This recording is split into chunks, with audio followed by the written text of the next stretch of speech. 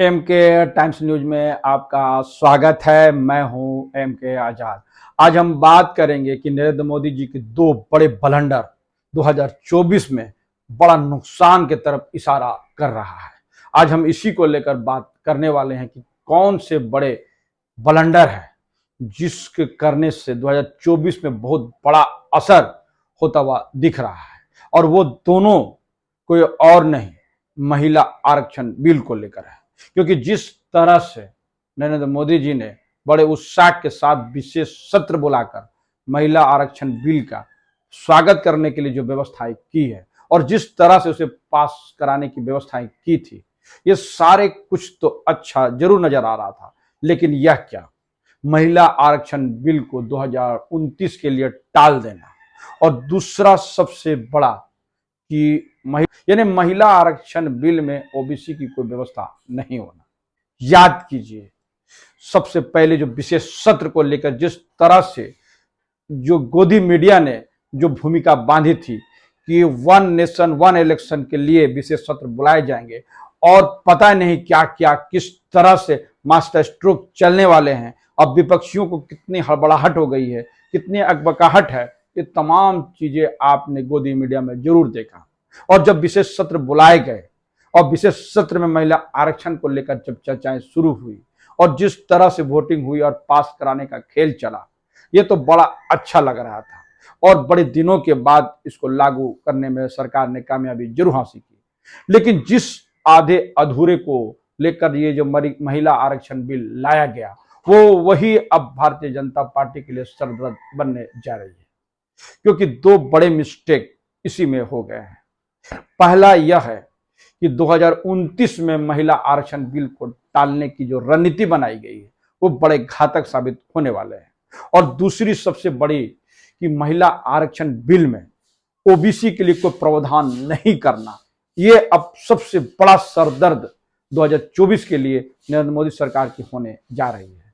हम विस्तार से आपको सब कुछ समझाएंगे। अब लगातार हमारे वीडियोस में बने रहिए। याद कीजिए, जिस तरह से ओबीसी के लिए भारत के प्रधानमंत्री ने कहा कि मैं पिछड़े वर्ग से आता हूं, और जब इस कवायदे को की गई थी तो निश्चित तौर पर भारतीय जनता पार्टी की ओर बड़े पैमाने पे, चाहे बिहार हो, उत्तर प्रदेश हो, मध्य प्रदेश हो या राजस्थान हो, तमाम बड़े राज्यों में, पश्चिम बंगाल को भी ले लीजिए,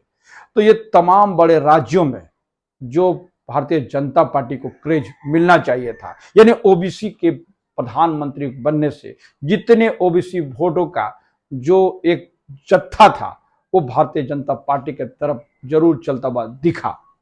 और यही वजह है कि बड़े प्रचंड बहुमतों से भारतीय जनता पार्टी जो है सत्ता में फिर दोबारा काबिज हो गई। 2014 में भी यही हुआ और 2019 में भी वही दोहराए गए। लेकिन जिस तरह से लगातार विपक्षियों का एकजुट होता हुआ जो गठबंधन है,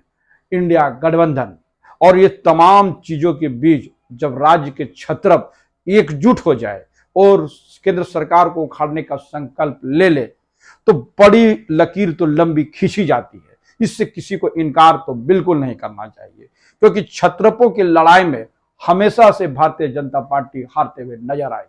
और राज्य दर राज्य चुनाव के आंकड़े तो अब इसी ओर इशारा जरूर करता हुआ दिखता है। तो जिस तरह से ओबीसी का जो ध्रुवीकरण या ओबीसी का बहुत बड़ा जत्था वोट बैंक जो है जब भारतीय जनता पार्टी की तरफ विमुख हो गई और जुटते चली गई, तो जिस सीटों पे भारतीय जनता पार्टी कभी जीतती नहीं थी, सब सीटों में जीतती तो जरूर चली गई। और तो और ओबीसी की राजनीति करने वाले कि पांव कहीं टिके नहीं, डगमगा तो जरूर गए थे, किसी तरह इज्जत बचाने में कामयाब जरूर हुई थी। और यह सब कुछ होते हुए 2014 और 19 के बीच देखा जरूर गया। लेकिन इस तरह से,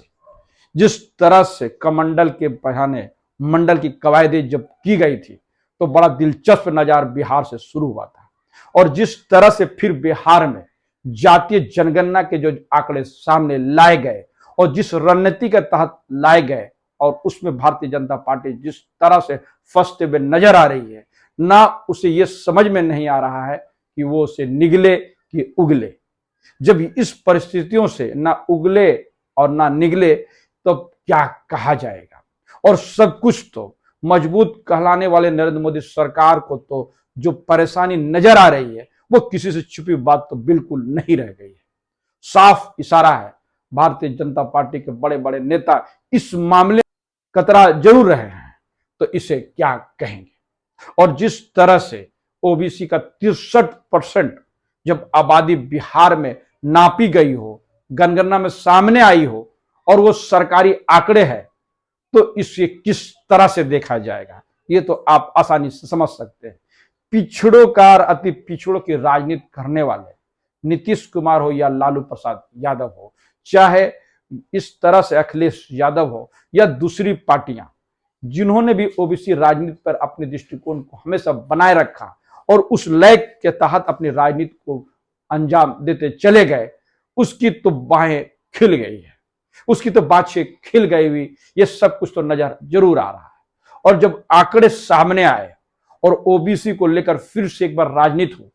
तो महिला आरक्षण बिल पे ओबीसी के आरक्षण को लेकर जिस तरह से नैरेटिव इस वक्त में इंडिया गठबंधन डालते हुए नजर आ रहे हैं, इसमें सबसे बड़ी भूमिका राहुल गांधी की उस मांग को लेकर है, जो वो साफ करते हुए नजर आते हैं कि जातीय जनगणना जरूर कराइए।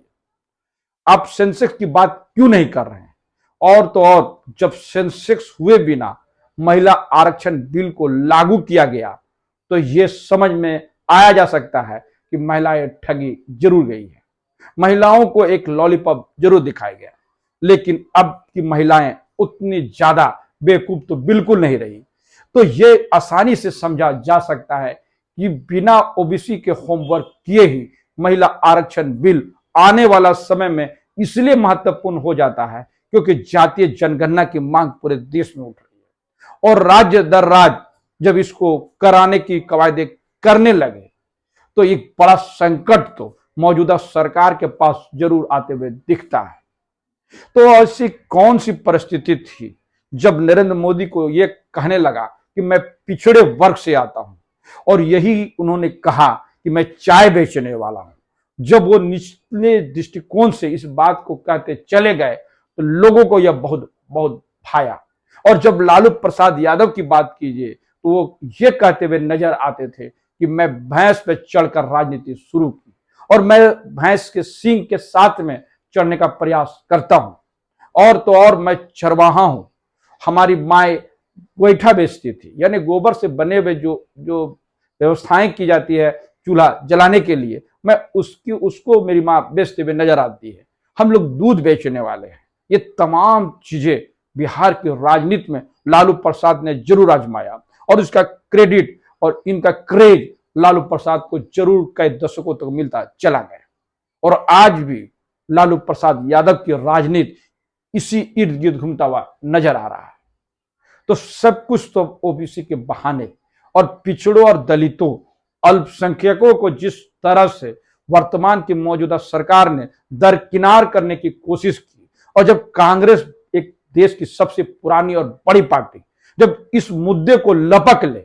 यानी एससी, क्योंकि पार्टी के अध्यक्ष मल्लिकार्जुन खड़गे शेड्यूल कास्ट से है, अनुसूचित जाति से,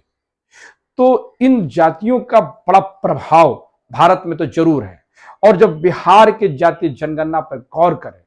तो यह साफ है कि करीब 20% से ज्यादा तो इस वक्त में अनुसूचित जाति के लोग जरूर मौजूद हैं। और यही वानगी थी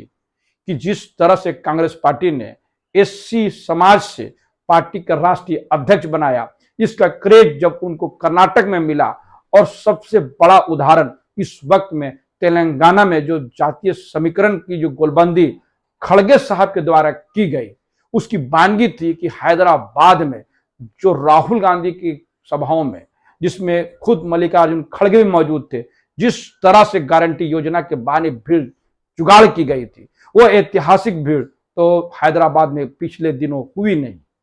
तो इन सारे चीजों का जो करिश्मा है, और जब यह कवायद की जाने लगी कि मल्लिकार्जुन खड़गे को उत्तर प्रदेश के किसी सीट में लड़ाने की कवायद की जाएगी, तो इसे कैसे देखेंगे।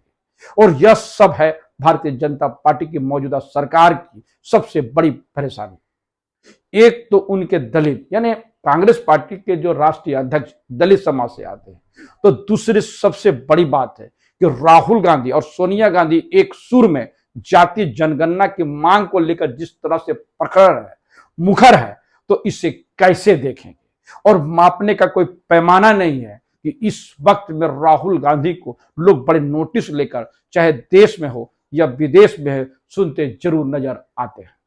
तो सबसे बड़ी बात तो यह कहा जा सकता है कि मौजूदा सरकार को महिला आरक्षण बिल को 2029 में टालने की बड़ा खमियाजा भुगतना पड़ेगा। तो सबसे बड़ा ब्लंडर महिला आरक्षण में ओबीसी को आरक्षण नहीं देने के जो मामले सामने आ रहे हैं, और जिस तरह से राहुल गांधी हो या इंडिया गठबंधन के लोग तमाम एक सुर से ओबीसी में महिला आरक्षण में ओबीसी की आरक्षण की बात करके पूरे इस मामले में परिता तो जरूर लगा दिया है। तो निश्चित तौर पर हम कह सकते हैं कि अंतिम वर्ष के चुनावी अंतिम वर्ष में जब महिला आरक्षण बिल को जब इस बड़े से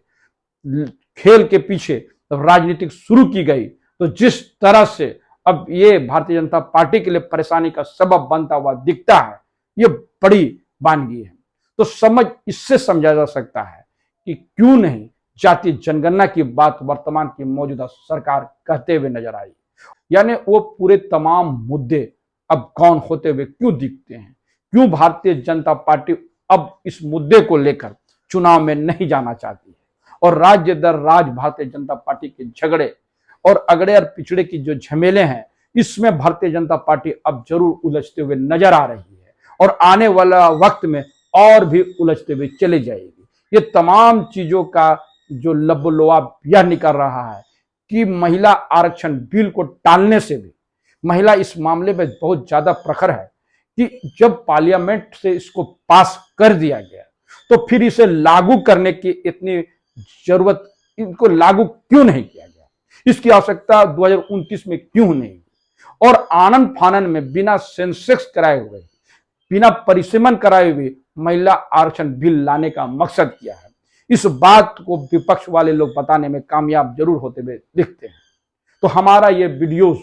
कैसा लगा अपने कमेंट्स बॉक्स में जरूर कमेंट्स करें, और जिन्होंने अभी तक हमारे न्यूज को सब्सक्राइब नहीं किया, उससे निवेदन है कि सब्सक्राइब जरूर कर दे। नमस्कार।